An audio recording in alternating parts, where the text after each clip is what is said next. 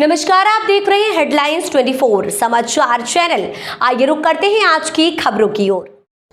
मध्य प्रदेश की एक ऐसी संत श्यामा देवी जिन्होंने भगवान श्री राम के मंदिर को लेकर खुशी नहीं है, क्योंकि उन्होंने कहा पहले गौ माता की व्यवस्था की जाए, इसके बाद राम मंदिर का जश्न मनाया जाए। दोस्तों, हेडलाइंस 24 का हमेशा प्रयास रहा कि ऐसी शख्सियत को निकाल कर बाहर लाना और आपसे रूबरू करवाना, ये हमेशा उसका प्रयास रहा। और आज हेडलाइन 24 में प्रदेश की एक ऐसी शख्सियत महिला बैठी हुई है जिसके आपने समय चर्चा तो सुने होंगे, नाम तो सुने होंगे, और नहीं सुने होंगे तो आज हम आपको बता दें।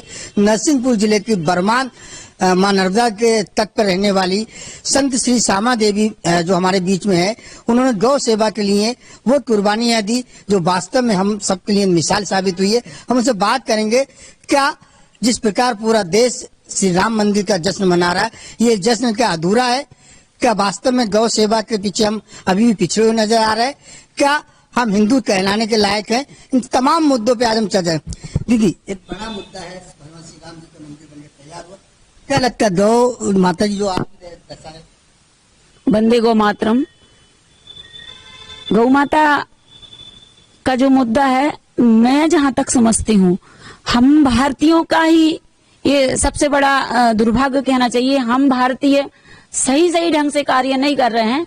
आज पूरा विश्व, पूरा देश जो राम मंदिर के इसमें तैयारी में लगा हुआ है, उससे भी पहले गौ माता को विराजमान करना था।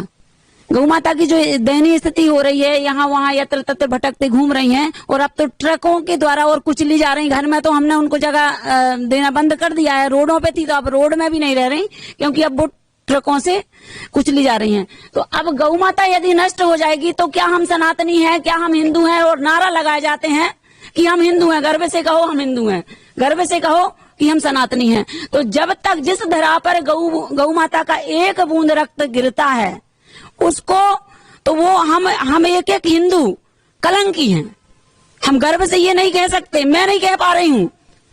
मैं जितना कोशिश कर रही हूँ कि भाई मैंने गौ व्रत ले रखा है, जितना कर पा रहे हैं हम कर रहे हैं, लेकिन अकेले मुझसे कुछ हो जाएगा क्या? बहुत कम लोग हैं इस धरती पर कर रहे हैं, लेकिन यदि आज सरकारें तैयार हो जाएं तो तुरंत वो काम हो जाएगा। साधु समाज लगी हुई है, हम सब मिलके राम मंदिर के उत्साह में उत्साहित हैं। हम लोग चावल भी बांट रहे हैं कि भैया रामलला विराजमान हो रहे। लेकिन मैं ये कहना चाहती हूँ कि आज जब रामराज आ ही गया है तो क्या करें? हम गौ माता के लिए भिक्षा मांग रहे हैं। अब समस्त देशवासियों से मैं भिक्षा मांगने को अब निकल रही हूँ कि गौ माता के लिए आइए, मिलके कुछ कीजिए। हम अकेले अब कुछ नहीं कर पा रहे। क्या लगता है मंदिर निर्माण से पहले गौ माता ने कोई कानून बनाना चाहिए सरकार? अरे कानून बनाना चाहिए था, बना देना चाहिए था। पता नहीं क्यों इतनी देर कर दी, इतनी देर क्यों कर दी, ये मुझे समझ में नहीं आ रहा है। सब आप लोगों के पास समय कम रहता है और हमारा विषय बृहद है, छोटा तो है नहीं, तो कम समय में मैं अपने सब भाव नहीं प्रकट कर सकती हूँ। परंतु कम शब्दों में ये जरूर कह सकती हूँ कि पहले गौ, हम भी उत्साहित हैं, लेकिन हमें ऐसे किनारे में ना किया जाए एक तरफ की हम लोग विरोधी हैं। रामलला हमारे नहीं है क्या? हमारे हैं, लेकिन गौ माता आपकी भी है, और उसके लिए आपको पहले काम करना चाहिए। गौ माता राष्ट्रीय धरोहर बना दो, कुछ कर दो, गौ माता के लिए कुछ कर दो, ये मैं कहना चाहती हूँ। अब कभी आप मुझे समय दीजिएगा तो हम लोग और व्यथा जनता के सामने बताएंगे। जय गौ माता। ये संत श्यामा देवी, आंखों में आंसू, चेहरे पर मायूसी, दिल में बेबसी। राम मंदिर का जश्न पूरा देश मना रहा है, लेकिन एक संत थी, जब आंसू निकलते और चेहरे पे मायूसी आती है, वो भी अपने लिए नहीं, उस गौ माता के लिए जो कभी हमारे लिए पूजनी हुआ करती थी। और हम अक्सर जय जय श्री राम नारे लगाते हैं, सनातनी कहते हैं, हिंदू कहते हैं, तो वास्तव में अभी हम हिंदू बनने लायक नहीं है।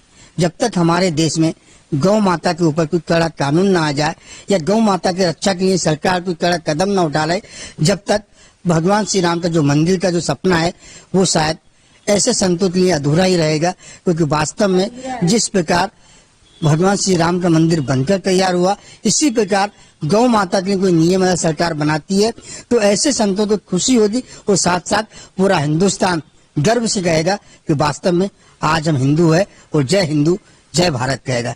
हेडलाइन 24 संतोष योगी, भोपाल। फिलहाल के लिए इस खबर में इतना ही। बने रहे हेडलाइन 24 समाचार के साथ। नमस्कार। ऐसी खबरों में बने रहने के लिए हमारे चैनल को लाइक सब्सक्राइब जरूर कीजिए।